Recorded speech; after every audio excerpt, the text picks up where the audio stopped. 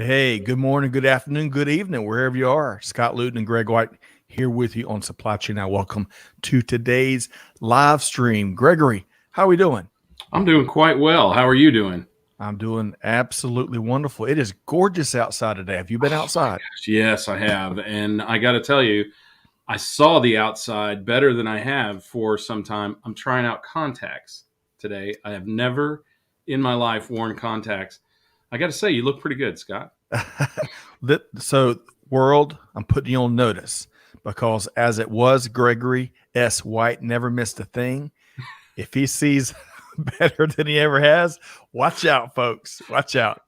Well, Greg, great to see you here today. Looking Yeah, good and likewise. warm and looking forward to getting outside after today's stream. But hey, today we're continuing our series, Supply Chain Today and Tomorrow, with the one and only Mike Griswold with Gartner.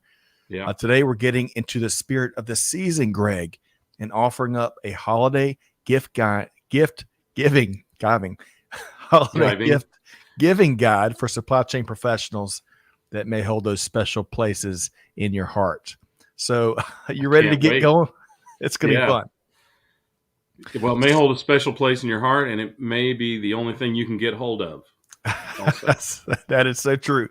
That is so true. And we're going to say hello to a few folks. We've got a couple of folks that joined us earlier in the week already tuned in and look forward to their POV here today. But before we get started and before we say hello to some folks, Greg, let's knock out a few quick programming notes. So today's show is produced in sponsorship with Azul Arc.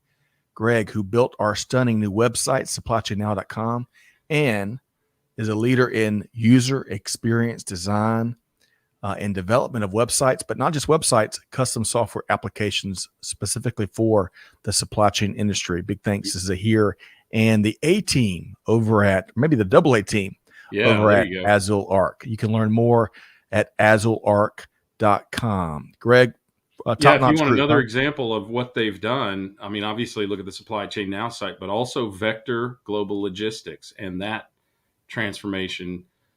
They did their work as well. So great team over there. They know tech, they know software as well as just websites. Not that it's just there's no such thing as just a website Right. anymore, is there?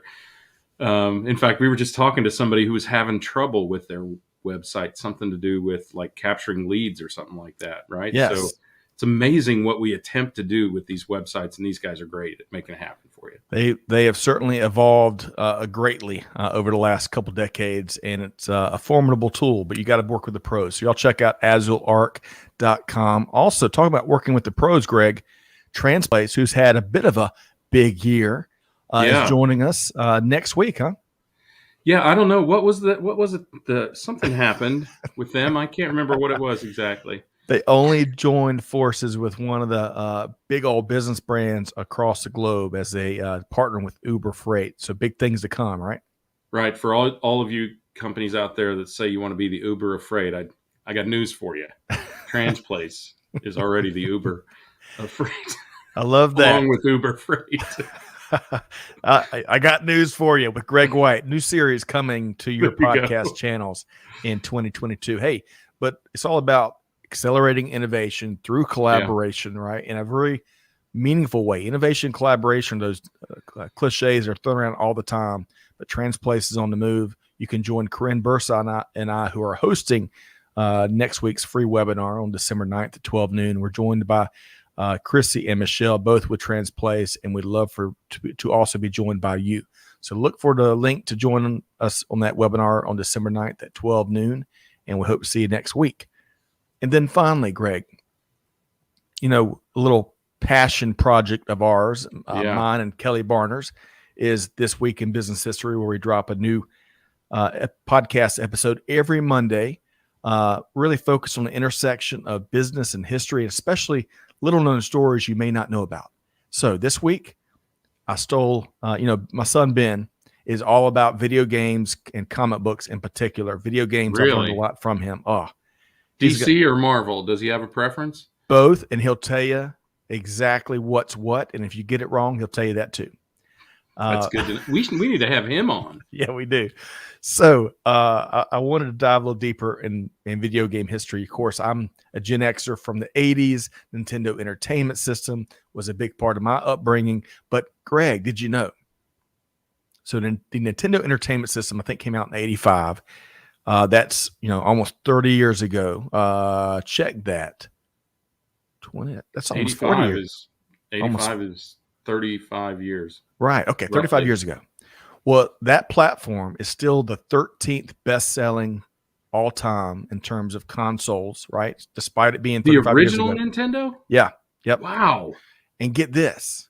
So Atari had a tentative hand. You know this?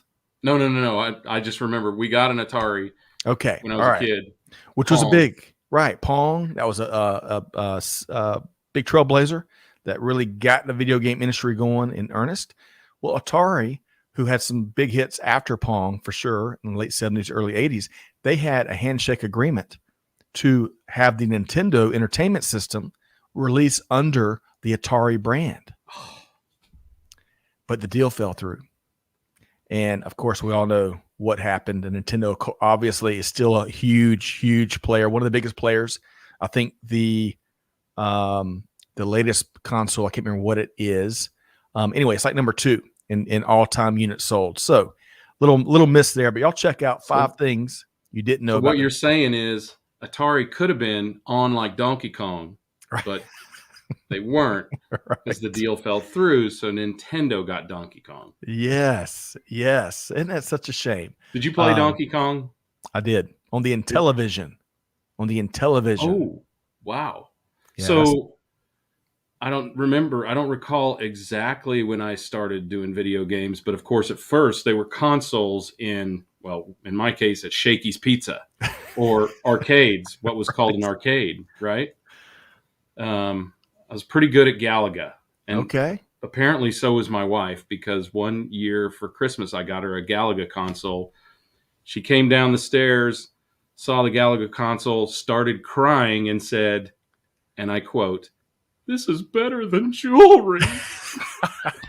Galaga. I love that, man. We all love Vicky, but man, I'm gonna have to share that story with her. She's a practical gift receiver, which is a good thing, no doubt.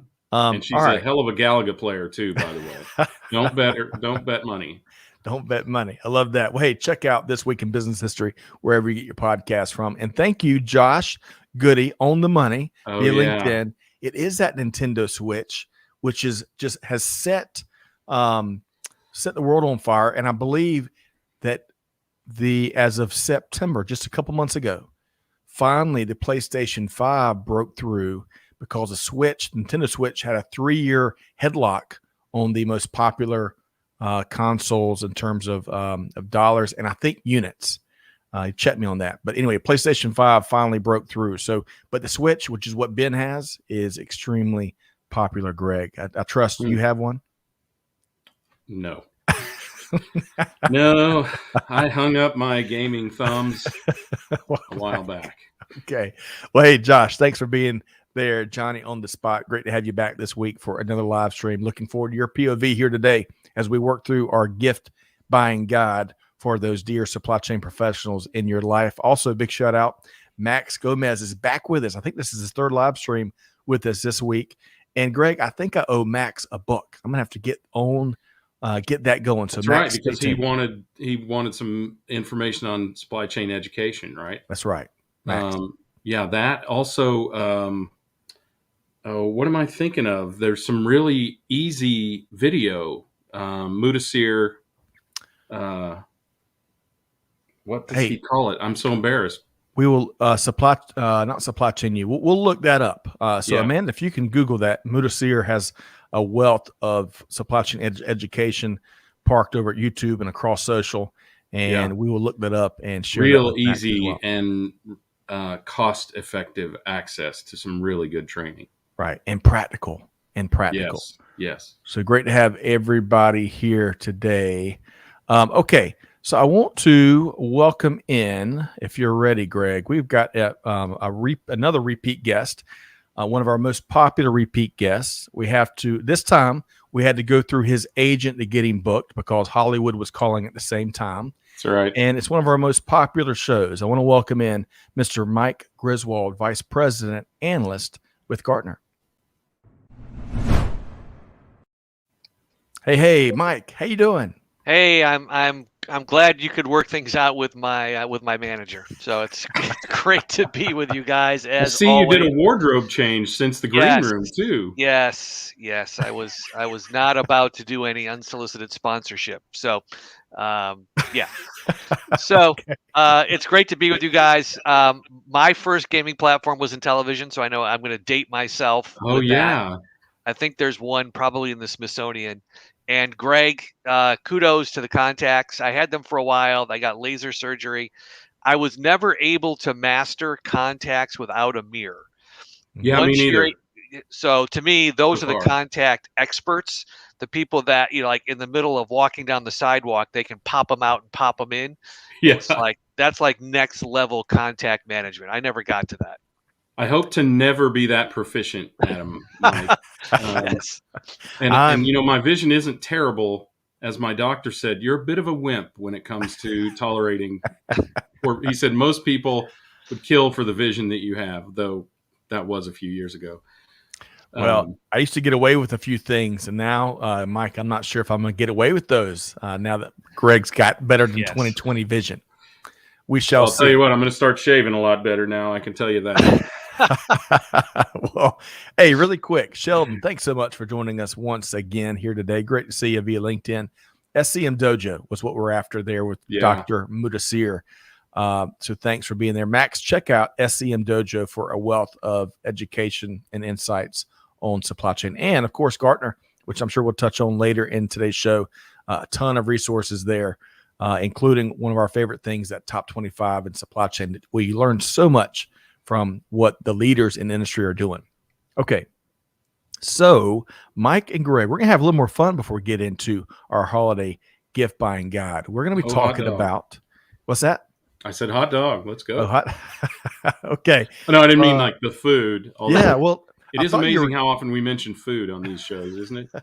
I thought you were guessing what day it is, and no, hot dogs are not related to today's special day, but it is the history of business of popping corn day. Now, I'll tell you the tie-in here, because that name does not just roll off the tongue. On December 2nd, 1885, Charles Creters, the pride of Lebanon, Ohio, invented the first large-scale commercial oil popcorn popper. And guess what, folks? It was steam-powered. How convenient is that? Steam-powered popcorn. They really wanted some good popcorn back in 1885. 1885. So that should give you some idea of how important it was, one, and the kind of power that it takes. Right. No word if Charles Creters ever hooked up with Robert Fulton to bring popcorn to the masses. We shall see. But hey, Greg and Mike, as I mentioned, we got this superior popcorn device, and there's several brands out there, not to pitch just one. But the most important thing is it cooks the popcorn like you get movie theaters, ballparks, and whatnot, and it doesn't burn it like so many microwaves do. And I liked it so much, we gave my parents. My mom's a big popcorn lover. We gave them one for the holidays. So my question to you, and Mike, I'm going to start with you. What's your favorite popcorn, and where do you get it? So like you, Scott, a couple of years ago, I got my wife one of those popcorn makers that, sits on a stand. She even bought the plastic popcorn boxes like you can get. So we can. Oh yeah. So that's really good. But if I have an itch for popcorn, it's usually let's go to the movies. For whatever reason, movie popcorn. I'm a butter person, so I have to have my own. My wife is anti-butter, so she gets her own. Salt, Mike? Are you a salt? Also? Lightly salt. My wife is like 30 minutes with the salt shaker salt. So if she would put butter on, it would be like 30 seconds. With yes. But it's all good. We have our own buckets. But usually it's if I'm really looking for really good popcorn, for whatever reason, and it doesn't seem to matter the theater chain either. It just tastes better at the movies. Agreed. Unquestionably. Greg, how about you? Yeah, well, it at least around here, it does matter the chain, and of course, it's movie theater popcorn. What else would it be? But there's this chain called NCG, and everything is kind of out front. You buy your tickets, you buy your drink cups, and your popcorn cup at the entrance, and then you go and you can refill all of it yourself. Well, not the popcorn, but they do this amazing thing. And Mike, as a butter fanatic, you will love this. They do this amazing thing where they will fill the tub halfway full, let you go put butter on that, shake it around, and then fill it the rest of the way full, and then you can put butter on it. So all of it gets very nice. Yeah, that's always been the downside of movie popcorn, right? Is when they say butter, and you say yes, the bucket or the whatever your container, your size of preference is already full of popcorn. So you're eating a couple, then you're trying to do the shake, but not have it fly all over your seat. So that's a great strategy. Yeah, great customer service. Yeah, I think it's brilliant, and they've even got it figured out for the newbies. They'll go, "Do you want it to have fulls?" And tell them why they would do that. And you see people going, "Oh my God, right? What genius this is!" So I think this is Amanda Garrett cheddar and caramel popcorn in Chicago. So that's got to be. That doesn't sound good to me. I don't like mixing my sweet and my savory. But hey, different strokes, different folks. And by the way, flavor of Garrett's popcorn is good, outstanding. Oh my gosh, yeah. So Adam's calling us out. Just tuned into the popcorn chat. Amazing. So hey, we're getting down to business in just a minute, Adam. We like to have a little bit of fun on the front end. So great to have you here via LinkedIn. I'm looking forward to what's on your holiday gift buying guide for supply chain professionals in your life. Okay. So Mike and Greg, again, today we're going to be talking about the holiday gift buying guide for all the naughty or nice supply chain professionals in your lives. And I think we've got three main areas or gifts, as it were, Mike, we're going to be working through. So why don't we start with the first one? Yeah, I think there are, given the last 2 years, I don't think there's any naughty supply chain professionals. I think everyone is nice or higher, whatever's above nice. Angelic, perfect, right? As I was thinking about what we wanted to talk about today, and I started to reflect on some of the things we've talked about over the course of the year in our time together, one came to mind immediately, and that is having companies wake up on the 26th and they have some type of chief sustainability officer, right? Somewhat. Now, I'm a little hesitant just to label it sustainability, because what I think companies really want to find under their tree is a role that not only is championing the sustainability effort, but also the people effort, the DE&I types of things, right? When I think about our supply chain top 25 methodology, we have a component that we call ESG. It's going to be 20% of the evaluation for 2022. Right. And we renamed it ESG because we wanted E for the environmental, but we also wanted the S and the G, the social and the governance. So maybe companies can wake up and find, a chief ESG officer under their tree. If I think about what we've been spending a lot of time at Gartner talking about, the theme of our keynote, people, profit, planet, right?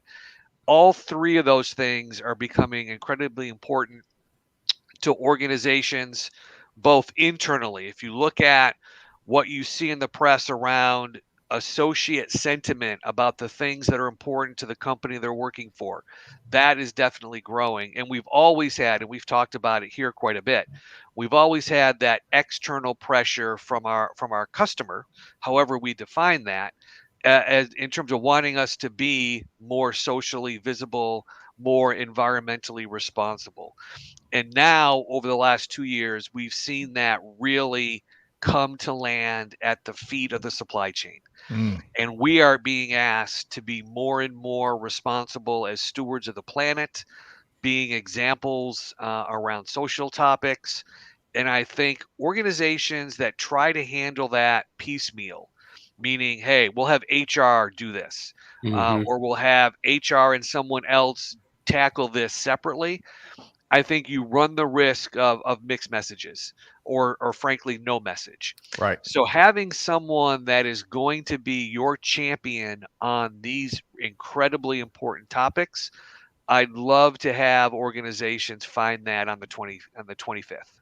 Excellent point. You can't piecemeal culture, and that's No. kind of what you're implying there. But Greg, what did you hear there, and what are your thoughts around this first suggested gift? Well, we talk a lot about visibility and supply chain unification and diversification, and all of those things have to be centered around the supply chain itself. So whatever you call that role, if you call it chief ESG officer, or you call it chief supply chain officer, or you make it you make it combined role or something like that, the connection is critical, because the opportunity to find the flaws, the fragilities, and I wish I could think of a third F, but the bad stuff going on in your supply chain. I just thought of a third F word, but I'm not going to use it.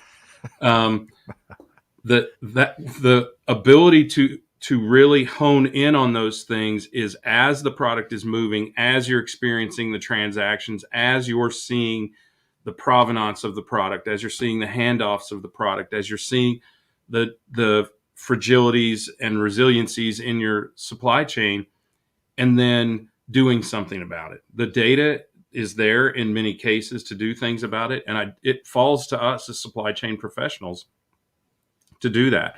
So, and I think a lot of us have a passion for just generally fair trade.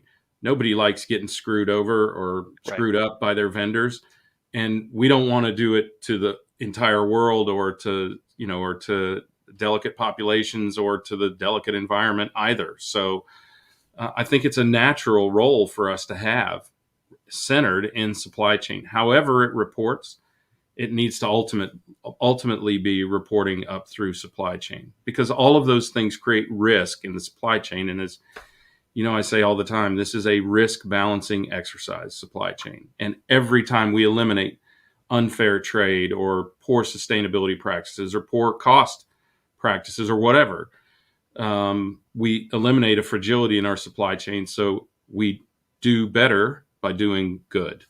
I love that. Mike? Yeah, what's interesting, Greg, is when you think about finding people for this role, right? It's kind of there's definitely, as I talk to the analysts on my team that covers sustainability, it's really a double-edged sword. On one side, there are a lot of people that are incredibly passionate about this topic. And I think this is one of those topics that you really need people that are passionate about this. Yes, you want people that are interested in forecasting and replenishment, but there's a different level of passion that at least I've come across in people that are interested in these ESG topics than someone that is, I don't want to say but just interested in forecasting and replenishment. That's kind of the good news. The bad news is these people are getting scooped up very quickly.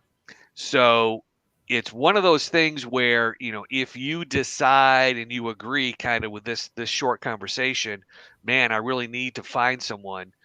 When you find someone, you better grab them, because someone else is going to grab them. And we saw that when we were building our own sustainability team here at Gartner, in terms of, we find someone we like, we go through our process, and then we wake up the next day and they're gone. They've been scooped up by somebody else. So there are tons of people out there that have the passion around this topic. When you find one, you need to move very quickly, because if you don't, someone else will. Excellent point, Mike. And that could apply to the talent market in general right now, right? Yes, for sure. So, for number 2 on Mike on your list, it's interesting. I was talking with a local TV station today on an interview, and as I was gathering my thoughts in the last few days, I was going back to look at a lot of what we were talking about pre-COVID. And surprise, surprise, surprise, visibility has been a challenge for quite some time. And here it sits at number 2 on your list. So tell us more.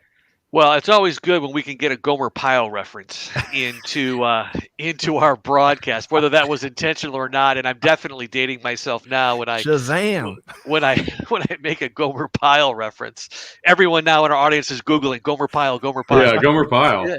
Anyway, yes. I mean, to me, this was, as I was thinking about, man, what would I wish for supply chain professionals, going into 2022?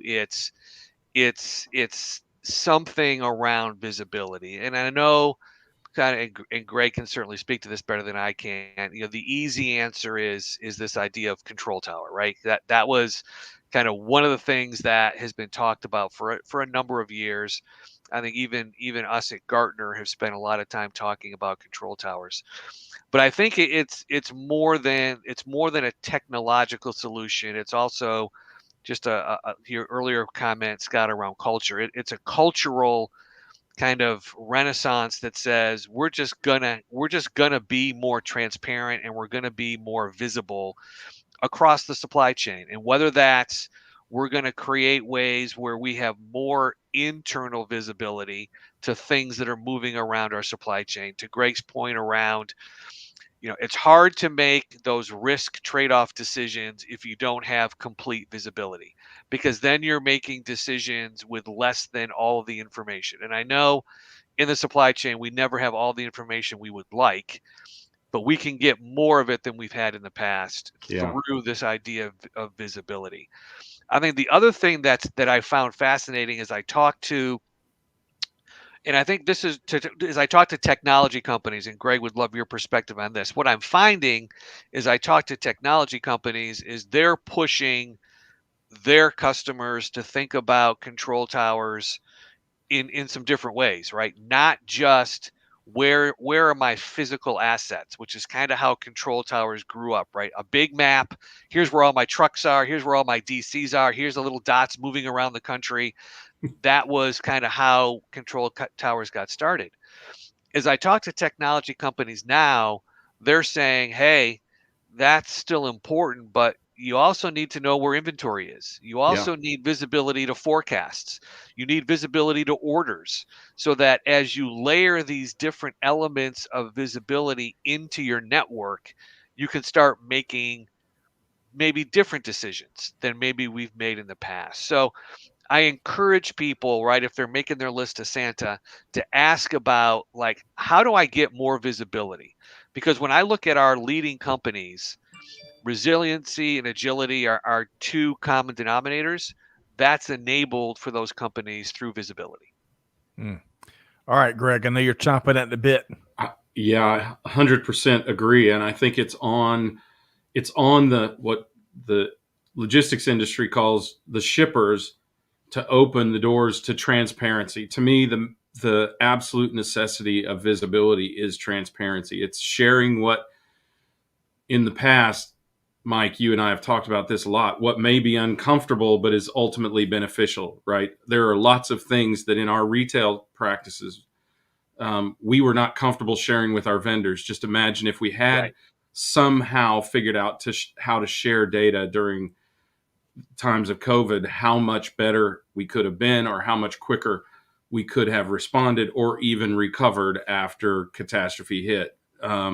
And yeah, I completely agree. The other thing I agree with, as you're talking about, is visibility, right? And control towers. Control towers are a railroad notion, right? If you think about it, it started with knowing where the cars and the various engines and whatnot, switchers, are in the yard. And it's been, as you said, largely a transportation notion, but it needs to be more broadly applied. And it needs to be applied to not just product in motion, but when should product be in motion? When should POs be cut? What should we expect? How do we rate carriers and things like that? So there is a lot of opportunity, especially with the wealth of data out there today, to be able to be preemptive, not just responsive, not just know what's wrong, but to predict what could go wrong and to do something about it to mitigate that risk in advance.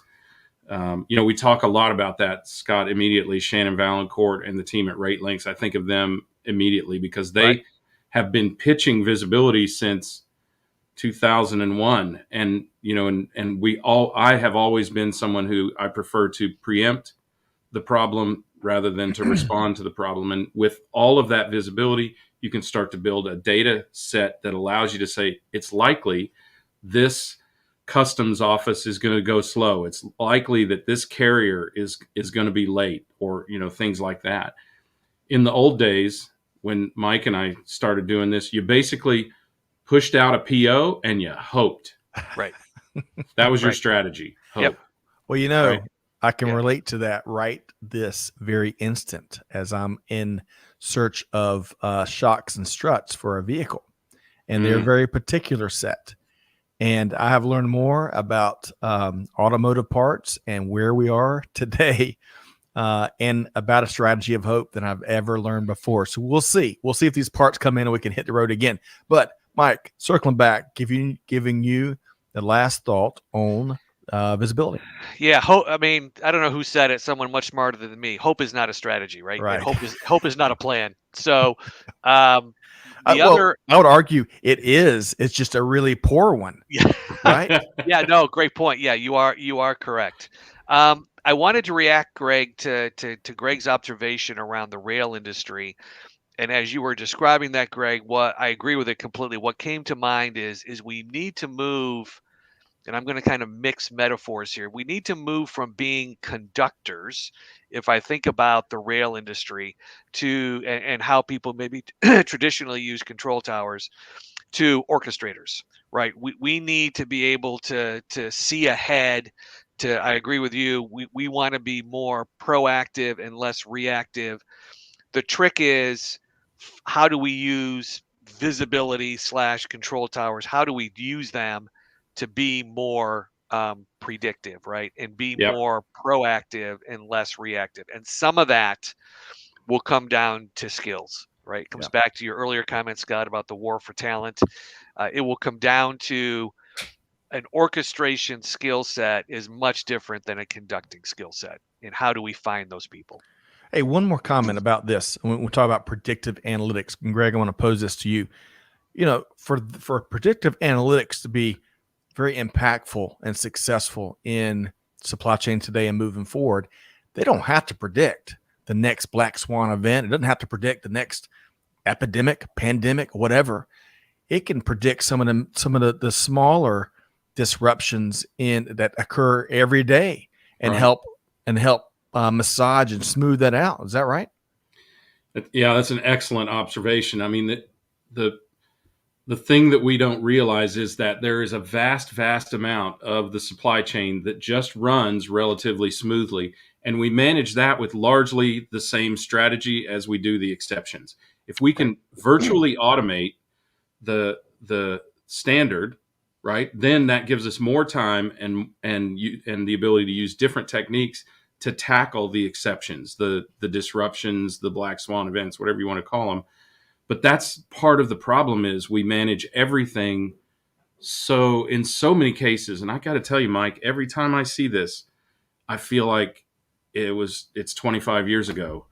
So many things are handled so manually, and they are all handled the same. And we use this average paintbrush where we just go, on average, we do this.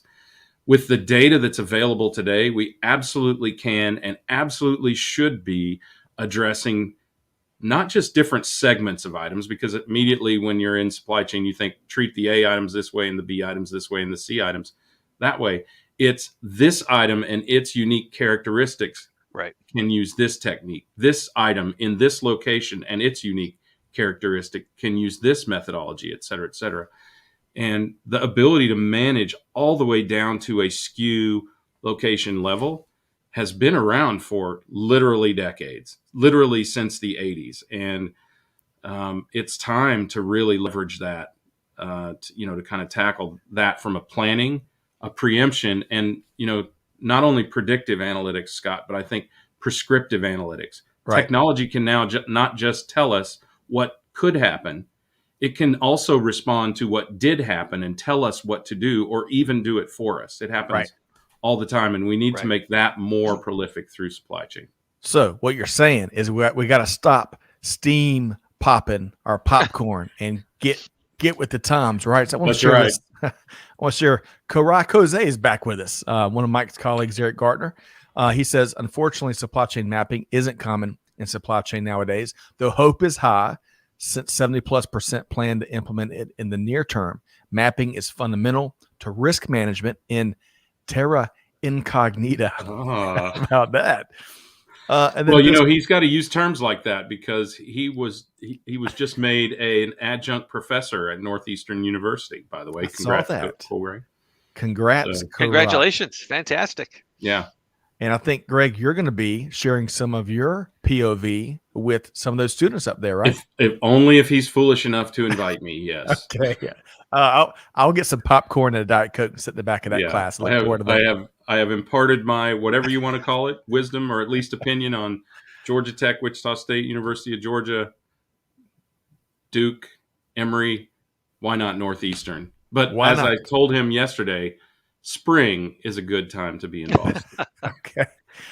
Sheldon says supply chain has got to move to community advantage. We've seen that what we thought were competitive advantages in supply chain is just shared services. Intercompany, inter-industry collaboration is key to true visibility and transparency. I would add that's an excellent comment, Sheldon. Especially it brings my mind to the ports, right? And as we've heard, as we've seen, even port directors, Gene Soroka, I believe, is one that said our ports are decades behind other ports globally. And part of that challenge is what Sheldon's talking about, is that sharing of the data that does exist amongst the stakeholders across the port, use the port, operate the port. Okay, so up next, so we've tackled executive leadership, all right, ESG, chief ESG officer. We've tackled visibility. And now, Mike, what is number 3 on the list? Number 3, I want to get super, super tactical. And I want to talk about a piece of research that we produce every year called the hype cycle. And what the hype cycle does, and for people that are super, super smart, they would recognize that it's actually a wave. It's not a cycle. But I think hype wave doesn't sound as cool as hype cycle. So it's called a hype cycle. Yeah. But we use that sounds like exercise when you call it hype cycle. So that Yes. So what we do in the hype cycle, for those maybe that haven't seen it, is we plot process and technology over the course of its life, from the beginning to, kind of it's getting super hyped, to my favorite all-time Gartner graphic, the trough of disillusionment. Yes. It doesn't get any better than that in terms of naming, out to basically where items or activities, process and technology are pretty much mainstream. And what we found as we talked to leading companies is there are 3 activities that they're doing that I'd ask people to think about as we go into the holiday season as it relates to the hype cycle. Now, I'm using the hype cycle because that's what we produce from a Gartner perspective. Really what I'm asking people is, however you think about your technology roadmap, there's 3 things that I saw this year from leading companies. There's things that they're piloting, things that they're re-examining, and things that they're scaling. And the hype cycle, does a good job of giving you examples of things to pilot, things to re-examine, and things to scale. I think what we learned from companies over the last 18, 24 months is leading companies still were investing in those piloting types of activities. Even when times were tough, they were making decisions around what technology or process do I think might differentiate me, and I just want to see what it does and what are the applications that I might be able to find for my company or my industry. This re-examine, those are the things that, if you look at the hype cycle, tend to land in that trough of disillusionment.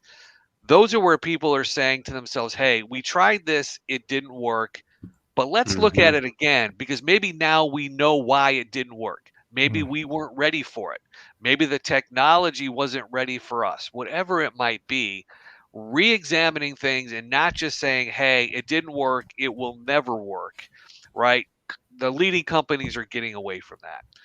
And then the last piece is this, kind of the scaling aspect, which is, hey, there are things that everyone has been doing and is doing and is proving successful. If you look at the hype cycle, one of the things that you would find at that end are centers of excellence. Centers of excellence are not new news, or they shouldn't be new news to companies, right? Being able to build expertise in critical areas and establishing these centers of excellence, those are things that leaders, have been doing for a while. So what, I guess if I boil it down to what would I like people to find underneath the tree, I'd like them to find a balanced IT roadmap. And I shouldn't call it IT because there's process stuff as well, right? Right. But find some type of roadmap under the tree that looks at the next 12 to 24 months, and you've identified activities that you want to pilot, that you want to re-examine, and that you want to scale. That's that was my third wish. I like that. And I like one of the earliest points in what Mike just shared is that some of the leading companies out there did not allow the pandemic and other disruption to be an excuse to stop innovating and stop piloting and stop experimenting different ways of serving their consumers, serving their supply chains, even they're serving their team members better. Greg, what comes to mind is we were hosting along these lines, we were hosting a webinar, and I can't remember, I think it was with Omnia Partners, but in particular, there was an executive from Ace Hardware on the panel. Yeah. And she was talking about how pre-pandemic, and I can't remember what exactly it was, maybe it had something to do with expense reports for their employees or whatever. And pre-pandemic, their leadership team, I think if I got this right, kind of shot down this idea to make it easier for employees related to some bogus, documentation or something, whatever it was. And then during the middle of the pandemic, as we were remote everywhere, automating everything, she's like, what were we thinking? Just do it. Right. Yeah. And it was one of those eureka moments. And I bet every organization had them. What was such a big deal pre-pandemic? What was such a big moving of the cheese pre-pandemic? All that became small potatoes when we, had other bigger fish to fry to some extent, not to keep using food analogies, but you get my drift, right, Greg? We're all hungry now, Scott. Fish and cheese. Right? Sorry, popcorn, hot dogs. I was thinking, what kind of cheese got moved? I think we'd all like to believe, and all three of us, having been in practice in supply chain in relatively sophisticated companies, we'd all like to believe that we have a really strategic perspective on where the company is going. But sometimes that strategic perspective is so high level that we leave some things alone and if you've ever been a newbie, an up and comer in a company, you're like, why are these idiots not dealing with X, right? Because X is not contributory enough to the strategic perspective. But the other thing is that a lot of times companies operate based on an old precept, which is necessity or crisis is the mother of invention, right? We don't pay attention to some things we know are a potential exposure, like the entirety of supply chain for most companies, right? The advent of e-commerce, which is stunning to me that there are companies that are just getting into that now. And other things like that seem really strategic after you get punched in the face, right? But you don't see as important because you're struggling to strategically manage or even tactically manage those things that are core to your business, clearly accretive to your business and relatively low risk to improving your business.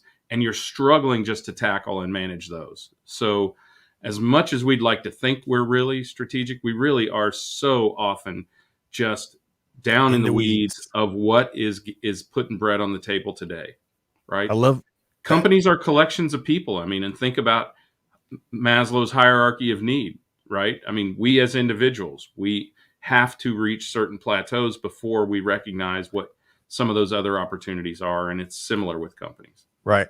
With the Lombardi trophy at the top of the top step there, Greg. We'll see. Yes, another Lombardi trophy. Yes, another one. That's right. Let me clarify. Accretive. What a great word, Greg. I need to go look that up. I need to add that to my vocabulary. Okay. So, Mike, I'm going to give you the last word. We've covered, even trying to keep it just to 3. There's so many different elements and wrinkles of the conversation, especially as it applies to, across industry. But I give you the last word as we're talking about the third item here. Yeah, I think if I think about all three of the ones we've been talking about, and I'm reflecting on this conversation, it really comes down to all three of these are within an organization's own control and their own sphere of influence, right? You don't need you don't need to wait to go find an ESG officer. You don't need to wait to build your system and process roadmap for the next 2 years. And I think it's incumbent on organizations to recognize, what do they have control over right now and what can they action right now, versus having to either, wait for permission, wait for some, external environmental thing to happen to them. I think that right now people have it within their own power to take advantage of all three of these things and other things that we've talked about, frankly, all year.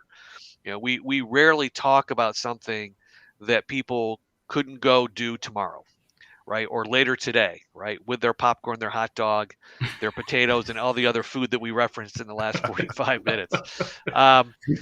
But to me, I think organizations, often are just, I don't want to say paralyzed, but they don't move at the speed at which they could move with things that they have control over. And I think that if I was to kind of put these in, these three Christmas presents in one big bucket, the bucket would be, you are empowered to do this. Just go do. Just go do it. Right. Right. To steal a phrase.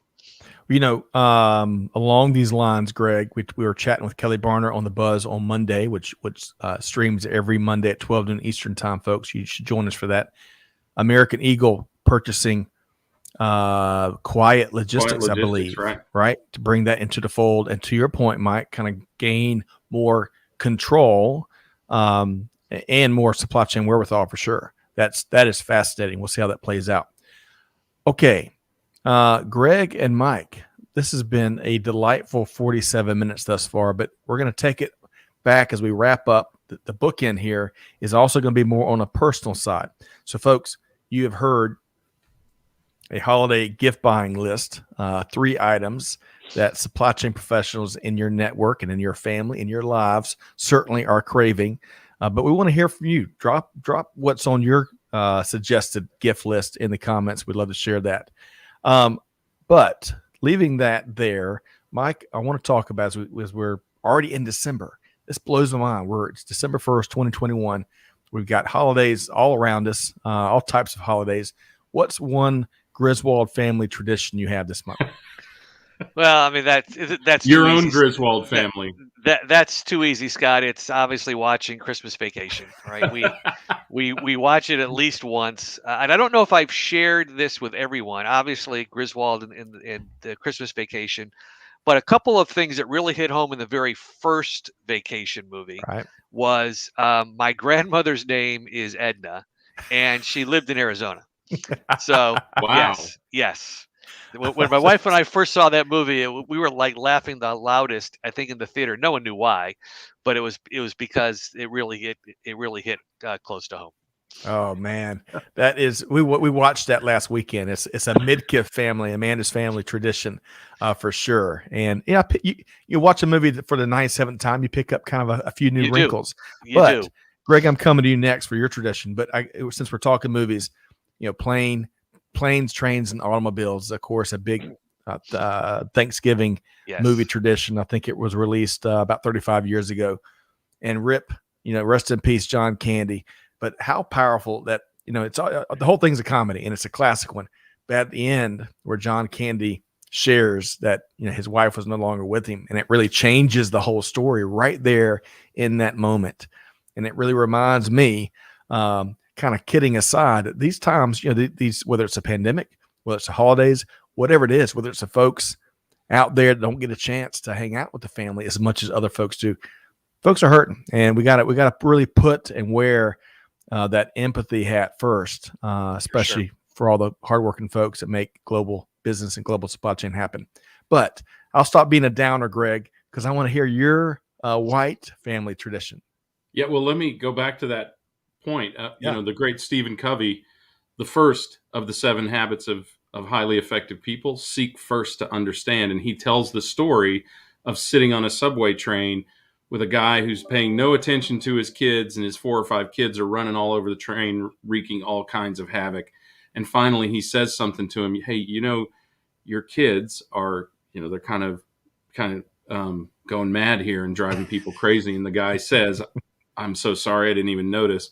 Their mother just passed away, and we're on the way home from that. So that empathy is well demonstrated by exactly what you talked about poor Dell and that sort of thing. But yes, if we could only convince any portion of our population to seek first to understand, then I think we would all be in a lot better places in a lot of different ways. That said, my favorite, 100%, since I was a child, and now that I'm, almost a grandparent, my favorite tradition is we open one gift on Christmas Eve. And it is so funny to watch 20, 25, and 30-year-old young persons come up to you and go, Dad, can we open our Christmas Eve present now? Can we open? It's absolutely hilarious. So I think that, that's probably one of the most fun we had. And of course, we talked about, did we talk about it on the show or maybe just pre-show? My grandmother's birthday was Christmas Eve. So we always opened a present for her, and then she would let us open a present on her birthday. And that's how the whole thing started. It was very cool. Love it. Okay. A couple quick comments, and we're going to make sure folks know how to connect with Mike Griswold. Sheldon says, diehards. Oh my gosh. Absolutely. Oh, yes.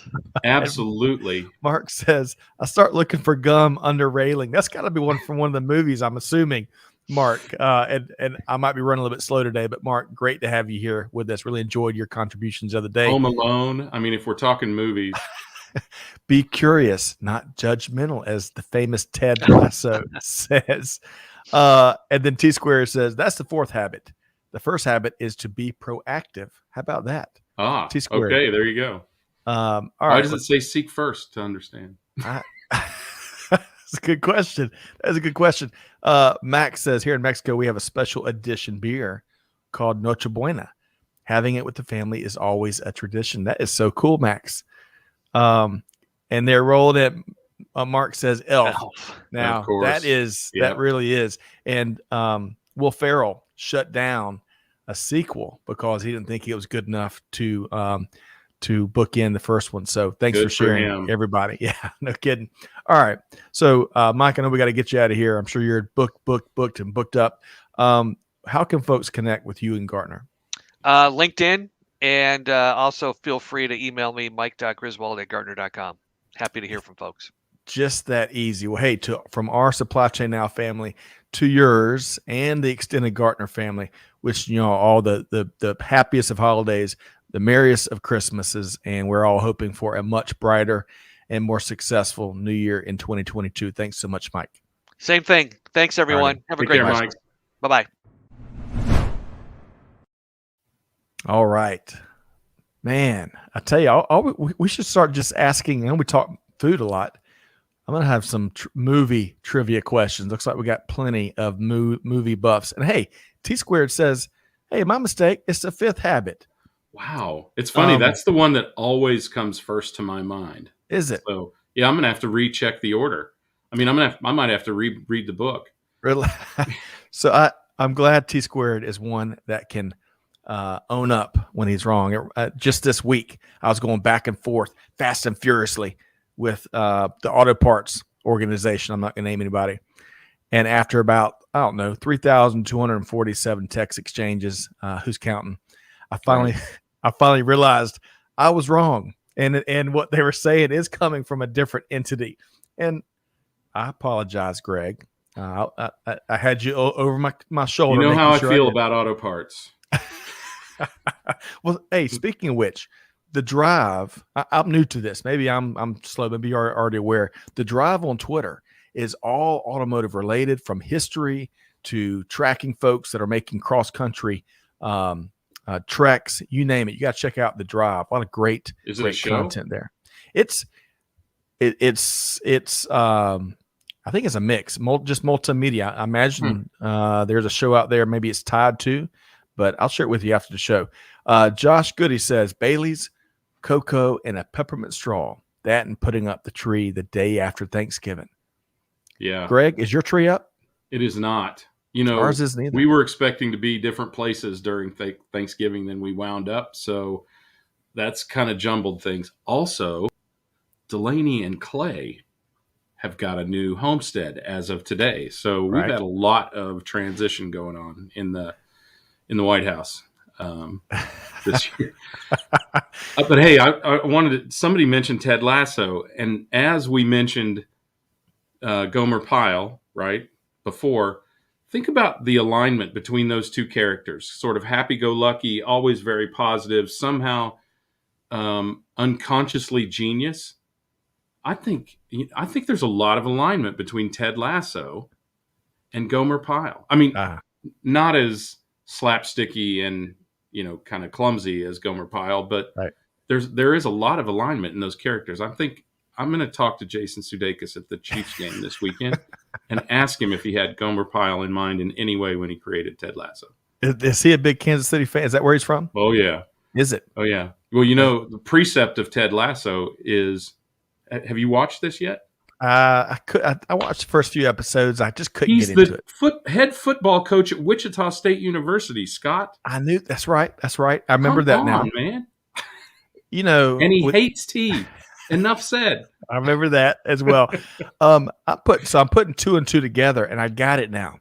Mark, when I start looking for gum under a railing, that is a line from Elf. Now right. That makes sense. I got you, Mark. I'm a little bit slow. I didn't graduate from Georgia Tech. I'm a bit slow, but I hope you and the Mark Preston family are doing well.